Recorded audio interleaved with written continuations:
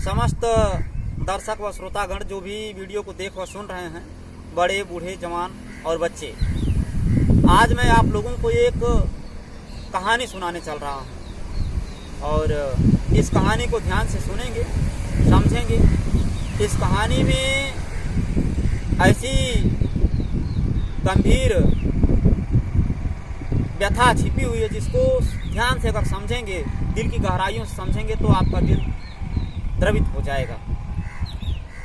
आज से बहुत समय पहले की बात है, किसी बहुत घने जंगल में, जैसा कि साइड में जंगल दिख रहा है, बहुत ही घने जंगल में, जहाँ पे लोग दिन में भी रास्ता भूल जाया करते थे, ऐसे घने जंगल में एक गरीब दंपत्ति रहा करते थे। पति और पत्नी दो लोग रहा करते थे, ऐसी टूटी फूटी झोपड़ी लगा करके, और जंगल की लकड़ियों को काट काट के अपना गुजारा किया करते थे।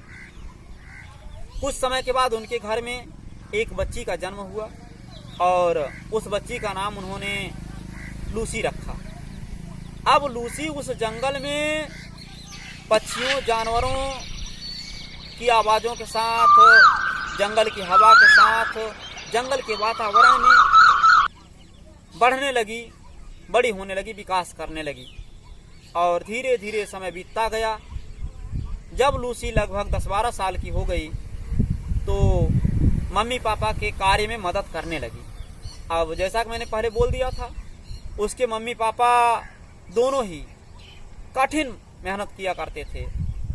उसके पिताजी एक कुल्हाड़ी लेकर इसी जंगल में जाया करते थे और लकड़ियाँ काट के ले आते थे। उसकी माँ उन लकड़ियों को छोटे छोटे टुकड़े में काटती थी, फाड़ती थी और उसका गट्ठर बनाती थी, और गट्ठर बना के उसको ले जाके उस जंगल के नज़दीक में जो शहर पड़ता था वहाँ उस लकड़ी को बेच के पैसे ले आती थी। उस पैसे से उस परिवार का गुजारा होता था। अभी तक तो सब कुछ सही चल रहा था, कहीं कुछ गड़बड़ नहीं था। लेकिन ईश्वर की माया, कब किसके साथ क्या घटित हो जाए कुछ कहा नहीं जा सकता। एक दिन उस परिवार पे मुसीबत की घड़ी आ पहुंची और परिवार में 3 सदस्यों में से एक सदस्य का ह्रास हुआ, और ह्रास हुआ उस बच्ची का। कैसे हुआ?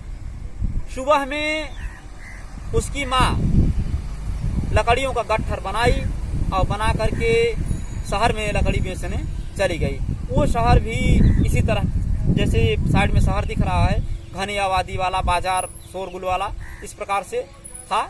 लेकिन आज के जैसे शहर की सुविधा वहाँ नहीं थी। कुल मिलाकर के वहाँ घनी आबादी थी, लोग ज़्यादा रहते थे, इसलिए उसको शहर कहा जाता था। अब जिस समय लूसी की माँ छोड़कर गई घर, उस समय तो मौसम साफ सुथरा था। उसके पिताजी घर पे थे और शाम के लगभग 4-5 बजे के समय में उसके पिताजी, लूसी के पिताजी ने देखा कि आसमान में कुछ ऐसे लक्षण समझ में आ रहे थे जिससे लग रहा था कि बहुत बड़ा तूफान आने वाला है, प्रलयंकारी, एकदम प्रलय मचा देने वाला तूफान आने वाला है, ऐसा उनको अनुमान लगा। और उन्होंने अपनी प्यारी सी बच्ची, एकदम छोटी सी नन्ही सी 10-12 साल की बच्ची को उन्होंने एक काम सौंप दिया।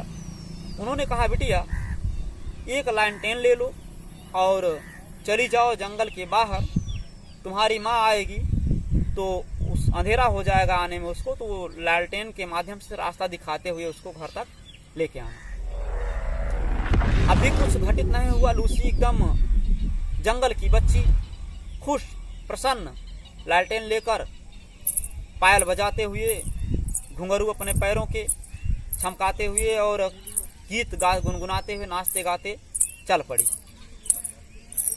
और इसी बीच में लूसी की माँ शहर में, लूसी के पिता घर में, और लूसी घर से निकल के जंगल के रास्ते में चली गई और तूफान आ गया।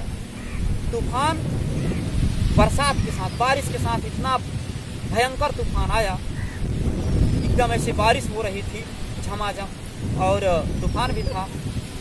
लूसी की लालटेन उसका साथ छोड़, लालटेन बुझ गई और वह बच्ची उस तूफान के थपेड़ों को बर्दाश्त न कर सकी और अपना रास्ता भटक गई। फिर बर्फबारी हुई और बारिश हुई, इतना बर्फबारी और बारिश हुई कि लूसी अपने घर, वह जिस रास्ते को पाई और उसी रास्ते पर आगे बढ़ने लगी। वह रास्ता लूसी को ले जाकर एक नदी के किनारे छोड़ दिया और उस नदी के किनारे पहुंचने पर तूफान के झटके ने लूसी को ऐसा पुश किया कि लूसी नदी में जा गिरी और अमर हो गई। लोग कहते हैं कि आज भी इस घने जंगल में चरवाहे लोग, बकरियां चराने वाले, गाय भैंस चराने वाले जो भी लोग जाते हैं, उनका ये मानना है, उनका ये कहना है कि लूसी आज भी इस जंगल में जीवित है। जंगल के पेड़ पौधों के साथ, हवा के साथ, पक्षियों के साथ खेलती है, बोलती है और लूसी के पैरों के घुंघरू की आवाज़ आज भी उस जंगल में सुनाई पड़ती है। ऐसा लोगों का कहना और मानना है।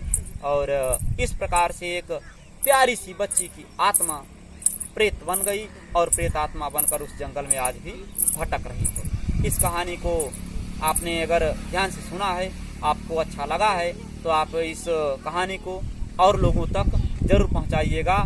धन्यवाद।